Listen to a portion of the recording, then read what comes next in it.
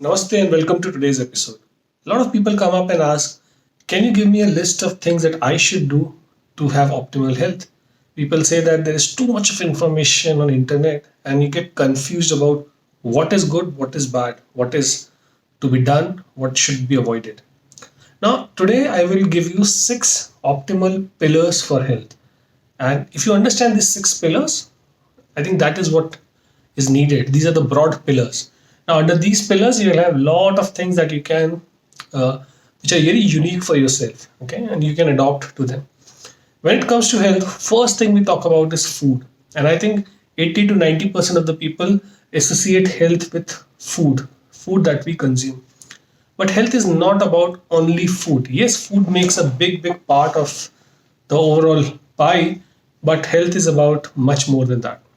So here are my six lifestyle hacks that you should know, you should follow to have an optimal health. And I call them as finger, fork, feet, love, sleep, and relationship.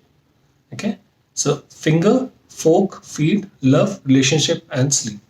So these are the six broad pillars. Let's quickly talk about these six pillars. Finger. Finger means something that you hold between your fingers. What do you hold? Smoke, cigarette. So, first tip for everybody is if you want to be healthy, if you want to have an optimal health, you need to quit smoking. Why smoking? Not because alcohol is good, but what happens with smoking is it impairs your ability to absorb enough oxygen. It's impair your ability to absorb or circulate clean oxygen. And we know Ayurveda clearly says something known as Veg. Veg means motion. Air is motion. Air is prana. So that's something you want to just simply quit. Okay. It's not about reducing from 10 packs to 5 packs. It's about quitting. Okay. If you can quit, one portion of the six pillar you have attained. Second is fork. Fork means whatever you are putting into your mouth. It does not matter how good the food is. If it is not serving your unique body's purpose, it is of no good. Now there are millions and millions of food available online. Be it variety of snacks, be it variety of main courses, desserts. You can't eat everything. Remember that. Somebody would be eating something different. And if you feel that, oh, I am not eating those nuts, oh, I did not eat those flex seeds, oh, I did not had that food, or I did not had that fruit, I am lacking something. No, you're not lacking anything. You need to understand what is right for your body. One tip, look for whatever is seasonal and eat something which is very closer to its natural form. Fruits versus a fruit juice. Whole wheat versus flour. Millets versus whole wheat. Okay, whole versus processed, homemade versus outside, cold press versus refined. Go back to what nature was all about.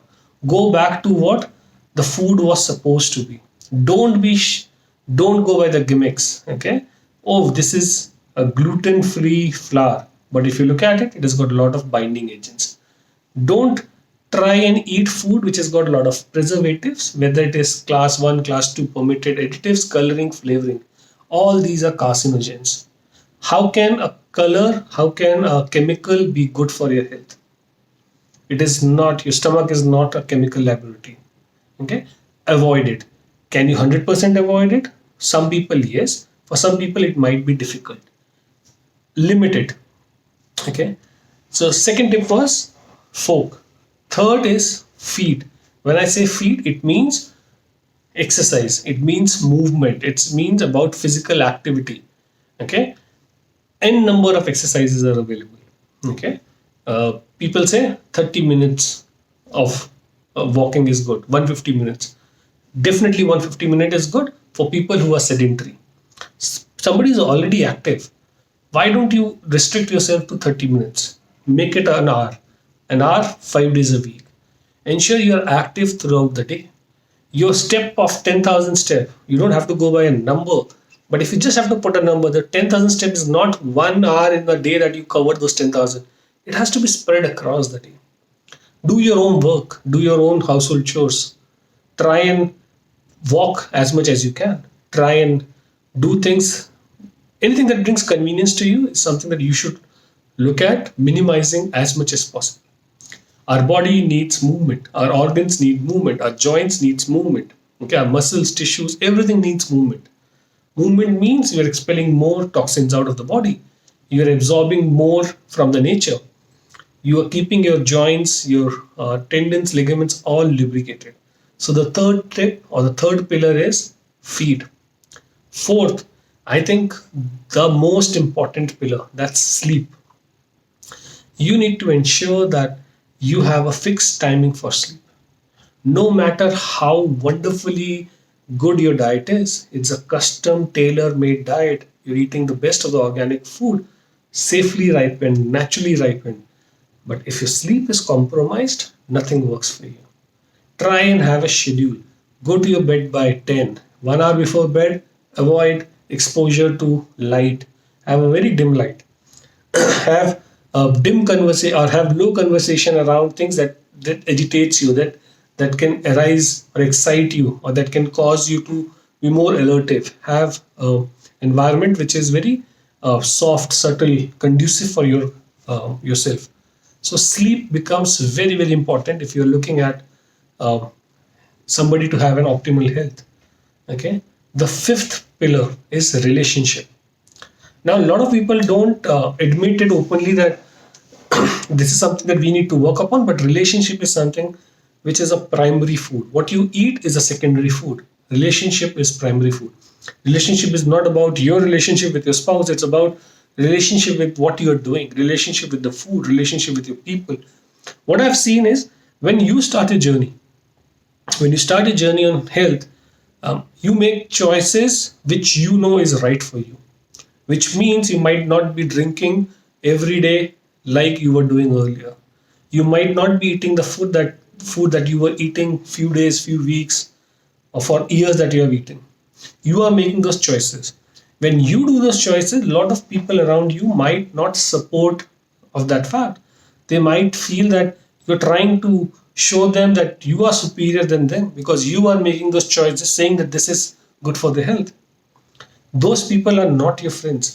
Those people are not good for you. They are not, they're toxic for you. So sometimes your health would be not about the food that you're eating. Your health will not be about the exercise you're doing.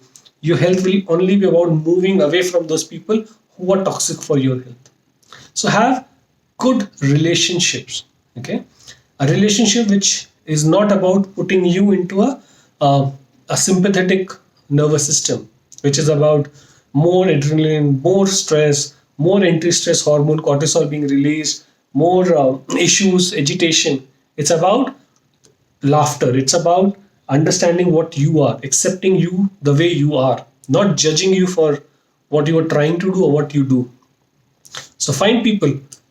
Number of people on your Facebook does not matter. It's the quality of people that you have. Are those people willing to stand besides you? That's the question you should ask. Whatever changes you're doing in your life, be it your lifestyle, be it about your eating habits, be it about your living habits, those people who support it are the one you should be with, you should hang out more with. And the last thing is about love. The last thing is love about whatever you do. You should love your passion. You should have a passion for doing things. You should get joy from doing things. So if I get joy in educating, empowering, and inspiring people, that's something brings health to me. I can't measure it, but I can feel it. Similarly, there will be certain things that brings joy to you. You would have a passion which you have just sidelined it, saying that no, I can't do it or I will do it later. That is not important for me. Going up a ladder in my corporate world is my priority. Definitely, that's a priority for you because you want to be financially stable. But remember at what cost? Prioritize. Take out time for things that bring passion, which brings joy to you, which brings love to you.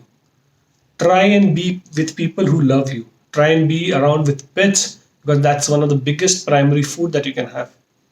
So these are the six pillars that I, you, or anybody needs. Now, under these pillars, everybody will have a different definition. For me, if let's say talk about feed, it might be a 30 minutes of morning walk or a 30 minutes of evening walk. For you, it might be 1 hour of gym. So it does not matter what exercise we are doing. It's about, are we active? For me, it might be having intermittent fasting. For you, it might be having 4 meals in a day. It does not matter. It's about what nutrition I'm absorbing from whatever I'm eating. You might be eating the best of the superfoods and organic foods. I might not have an exposure to it. But if I have the other parameters balanced, I don't think I would be needing as much organic food as you are eating. So it's not about doing one thing 100% and neglecting others. Try and strike balance for all these 6 pillars throughout your day, rest of your life. And if you are able to achieve that, I'm not saying 100%, but if currently you are at 40%, and if you go to 60%, you're improving your health by 20%. Slowly that becomes a base mark. You'll move to 70%. You'll move to 80%. Rome was not built in a day. Your health condition is not because it happened all of a sudden. It happened over the years. Your body supported you, but when the body is unable to support you, the body is showing some signs. Respect that. Understand what it is, why it is happening, what is causing this. Try and treat the root cause of it. And I think the ultimate aim is managing these 6 pillars. Take out a piece of paper, map those 6 things, and say, what am I supposed to be doing which will fulfill my this pillar, or which will fall in this bracket? What am I currently doing? What should I do? And then when you have a laundry list of things, prioritize. What do you think is a priority for you? I did my map, and I'm telling you, it makes sense. Okay. If you need, let me know. I'll share with you my map, and you can develop your own map accordingly. Have a wonderful evening, everyone, and we'll catch up soon. Namaste.